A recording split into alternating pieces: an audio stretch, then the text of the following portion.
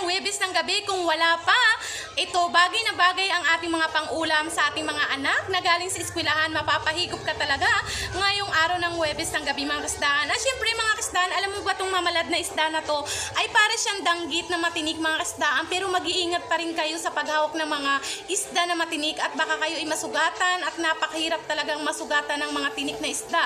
Alam niyo mga kasdaan, pwedeng-pwede ang ating alugbati sa ating mamalat na isda dahil napakasustansyang mga gulay ang pwedeng ilagay nyo sa mga isda na to, lalo kung napasok yung mga anak nyo para makahigop ng sabaw at maghapon talaga sila sa eskwelahan. Bagay na bagay yung ating alugbati dito sa ating mamalat na isda.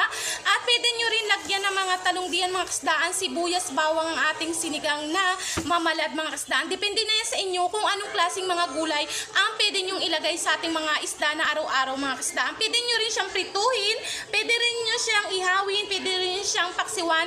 Napakahirap itong mga isda na itong mga kasdaan. Kung magbibili kayo sa mga isda sa palengke, pwede nyo rin ipalimpyo ang mga isda na to. Napakahirap kasi yung mga tinik niya, napakahirap talaga, mga kasdaan. Siyempre, ang gagamitin lang natin dito ay gunting, mga kasdaan, kung paano yan linisin, mga kasdaan. At kasi may mga nagtitinda rin ng mga isda na magaling talaga maglimpyo ng isda. Pero ang aking gamit ko talaga dito, yung gunting, kasi ito yung tinik niya, mga kasdaan. Napakahirap talaga. Kung matinik ka talaga nito, talagang hindi talaga mamamaga talaga yung kamay mo. Kung hindi ka talaga sanay maglinis ng mga isda ng mga sulbong nito, yan, napakahirap. At saka naman, mga kasdaan, dahil gabi na, at ako'y samahan niya kung wala pa ka talagang ulam diyan, ako na ang bahala sa pang-ulam. Basta may kanin ka lang diyan sa iyong lamesa, ay sama-samahan na natin ng pang-ulam na sinigang na mamalad ngayong araw po ng gabi ng Huwebes.